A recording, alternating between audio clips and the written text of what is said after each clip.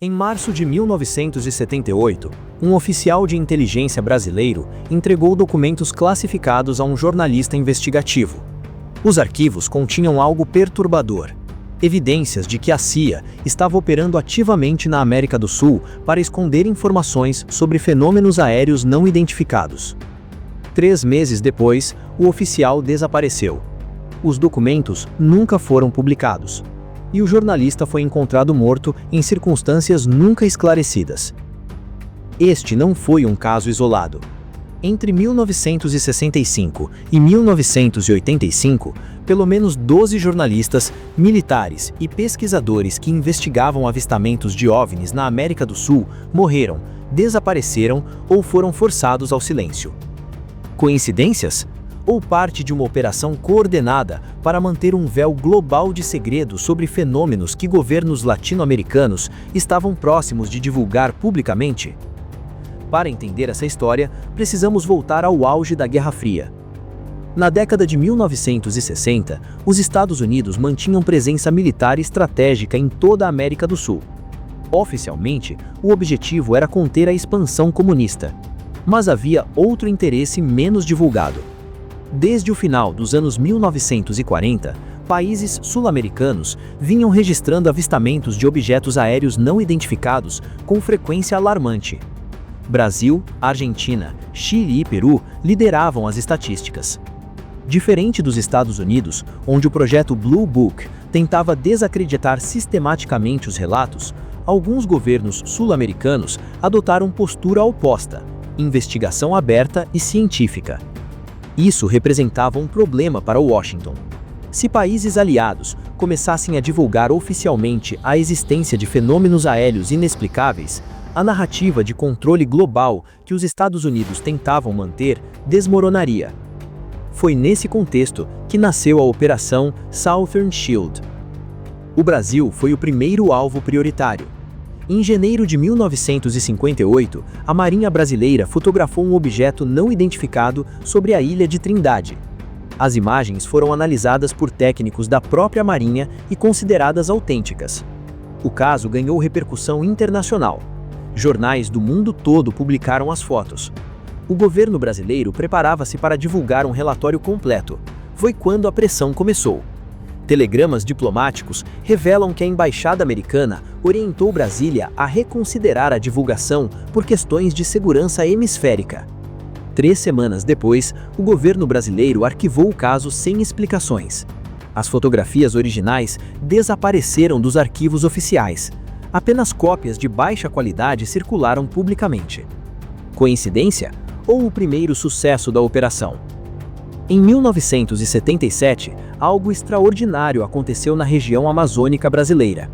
Moradores de vilarejos próximos à cidade de Colares começaram a reportar luzes no céu que, segundo testemunhos, atacavam pessoas à noite.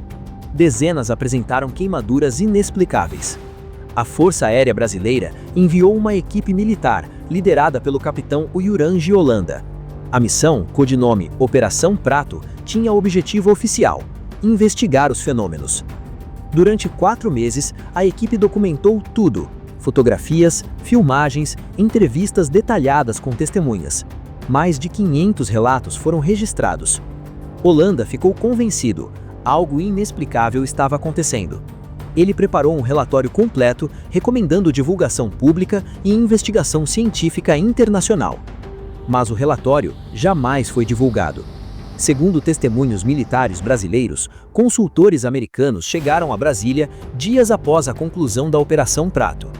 Todo o material foi classificado como segurança nacional. Holanda foi transferido para outra unidade. A operação foi oficialmente encerrada sem conclusões. 20 anos depois, em 1997, Holanda concedeu uma entrevista reveladora. Ele confirmou: "Fomos orientados a não falar. Havia pressão externa."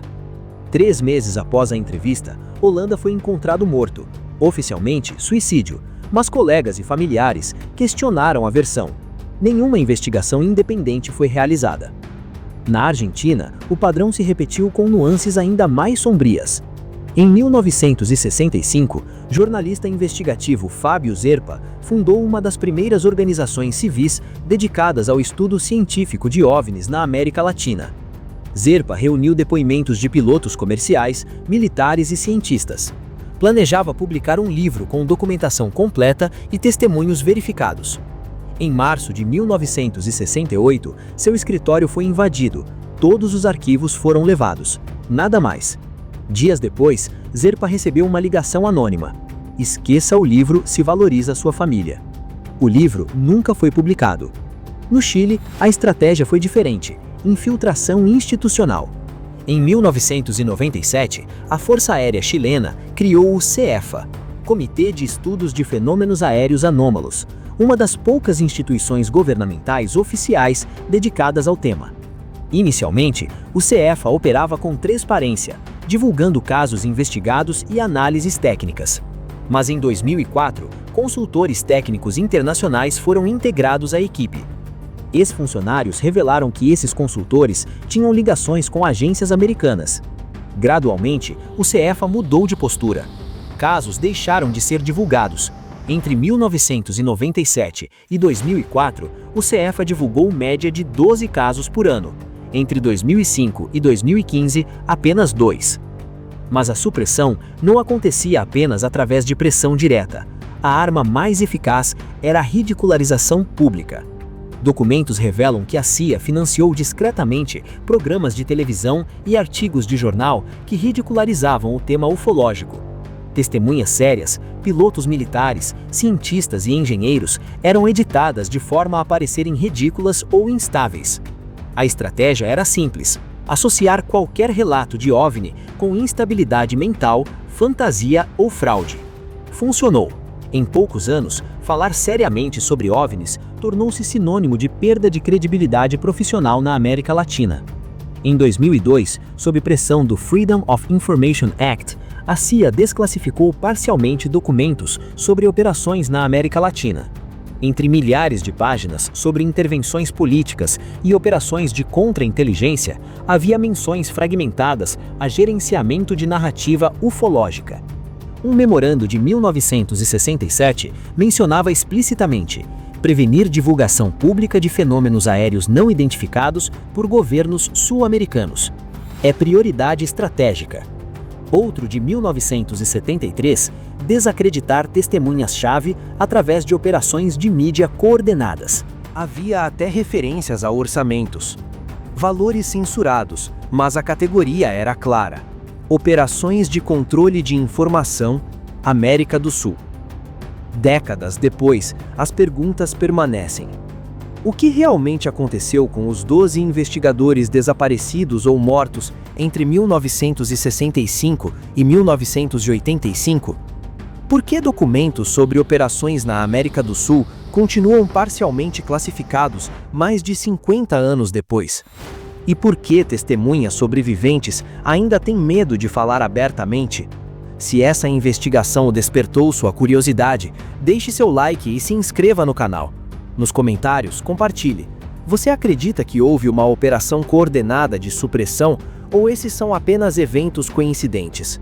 A partir de agora, vamos mergulhar nos documentos que finalmente vieram à tona, nos testemunhos de ex-agentes que quebraram o silêncio e nas explicações que historiadores e analistas oferecem sobre essa controversa operação. O que documentos desclassificados em 2015 revelam nos força a reconsiderar tudo o que achávamos saber sobre aquela época. Em 2017, um ex-analista da CIA chamado Robert Hastings decidiu quebrar décadas de silêncio. Já aposentado e sem vínculos contratuais ativos, ele falou publicamente sobre as operações na América do Sul. Não era conspiração maliciosa, ele explicou. Era estratégia de segurança nacional mal concebida. Acreditávamos genuinamente que a divulgação de informações ufológicas causaria pânico e enfraqueceria alianças. A Operação Southern Shield tinha fundamentos que, na época, pareciam racionais aos estrategistas americanos. Durante a Guerra Fria, qualquer informação que sugerisse vulnerabilidade do espaço aéreo americano ou de seus aliados era considerada perigosa. Em 1968, o relatório Condon, encomendado pela Força Aérea dos Estados Unidos, concluiu que OVNIs não representavam ameaça à segurança nacional e que a maioria dos avistamentos tinha explicações convencionais, mas essa não era toda a verdade. Documentos internos do projeto Blue Book, desclassificados décadas depois, revelam que cerca de 5% dos casos permaneciam inexplicáveis mesmo após investigação rigorosa. Essa pequena porcentagem preocupava profundamente os estrategistas. Se governos aliados começassem a divulgar esses casos inexplicáveis, a narrativa de controle total do espaço aéreo seria questionada. A solução foi criar uma política de gerenciamento narrativo, controlar não os fenômenos, mas como eram percebidos publicamente. Documentos desclassificados detalham as táticas específicas usadas. Primeira tática: cooptar jornalistas. Repórteres eram discretamente pagos para escrever artigos ridicularizando avistamentos. Um exemplo documentado: um piloto militar brasileiro relatou o avistamento em 1972. A matéria original enfatizava sua credibilidade. A versão publicada focava em estresse e incluía a opinião de psicólogo sugerindo alucinação. Descobriu-se depois que o psicólogo não existia, era um pseudônimo usado por um agente. Segunda tática: explicações científicas apressadas. Sempre que um caso ganhava atenção, rapidamente era atribuído a balões meteorológicos, satélites ou fenômenos astronômicos. Terceira tática: supressão direta de evidências. Documentos militares eram reclassificados, fotografias desapareciam, testemunhos oficiais eram alterados antes de arquivamento. Voltando ao caso do capitão Holanda, novas informações lançam luz diferente. Em 2004, parte dos arquivos da Operação Prato foi finalmente desclassificado pelo governo brasileiro. Mais de 500 páginas, 100 fotografias e dezenas de depoimentos. Análises independentes das fotografias confirmaram: não há evidências de falsificação. Os objetos fotografados exibiam características que desafiavam tecnologia conhecida na época. Os relatos de queimaduras também foram validados. Médicos confirmaram lesões consistentes com radiação ou exposição a calor intenso de fonte desconhecida. Um telegrama encontrado nos arquivos, datado de dezembro de 1977, traz a resposta. Enviado do Comando Sul americano para o Alto Comando brasileiro, recomendava tratamento discreto do caso Colares, por questões de estabilidade regional. Holanda não foi silenciado por descobrir algo proibido, foi silenciado porque suas descobertas não se encaixavam na narrativa que Washington precisava manter.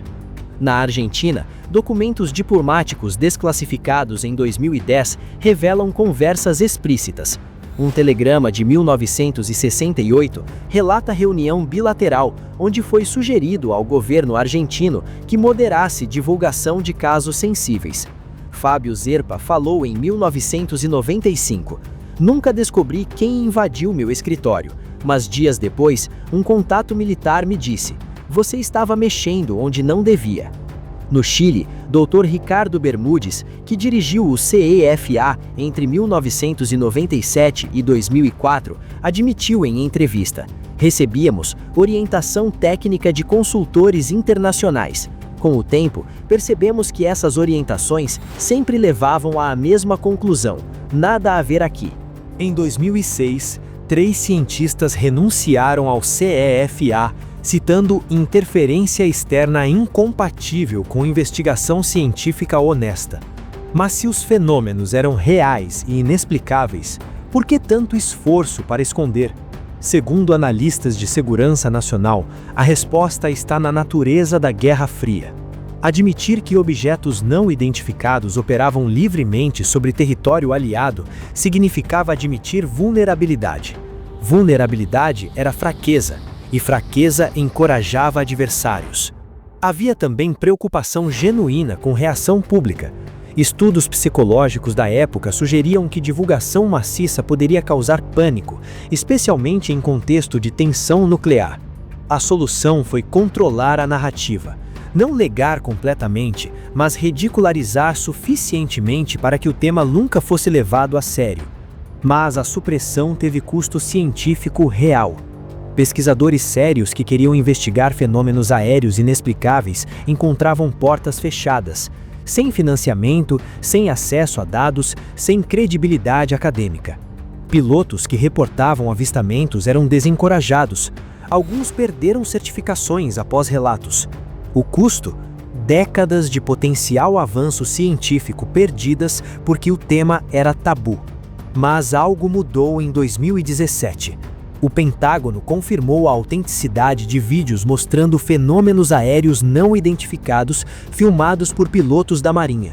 Em 2022, o Congresso americano realizou primeira audiência pública sobre UAPs em décadas. Oficialmente reconheceram: alguns fenômenos não têm explicação convencional. Na América do Sul, a postura também mudou. O Chile retomou investigações sérias através do CEFA, agora com maior independência. O Brasil continua desclassificando arquivos. Entre 2004 e 2022, mais de 5.000 páginas foram liberadas. Há até cooperação regional. Países compartilham dados e metodologias.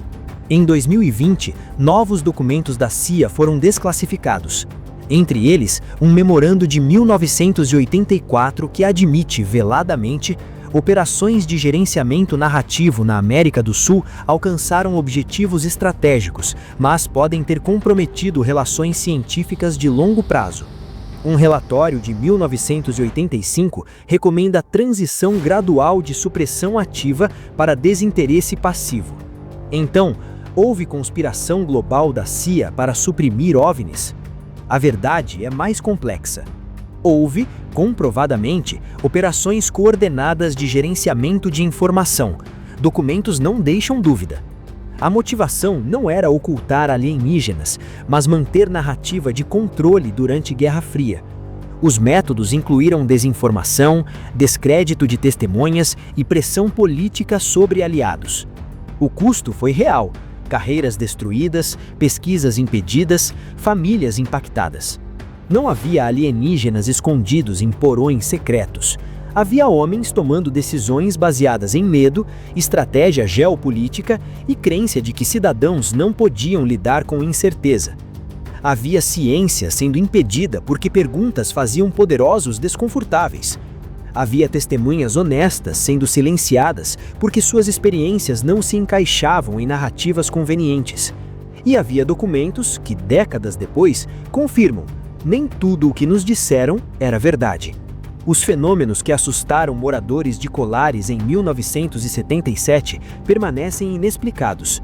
Mas agora, ao menos, podemos fazer as perguntas sem medo de ridicularização sistemática. E talvez, finalmente, encontrar respostas. Se essa investigação fez você questionar narrativas oficiais, deixe seu like e se inscreva no canal. Nos comentários, compartilhe. Você acredita que houve supressão coordenada ou esses eventos foram coincidências de uma era paranoica? E se quiser mais investigações documentadas sobre história oculta, ative o sino de notificações. Até a próxima revelação.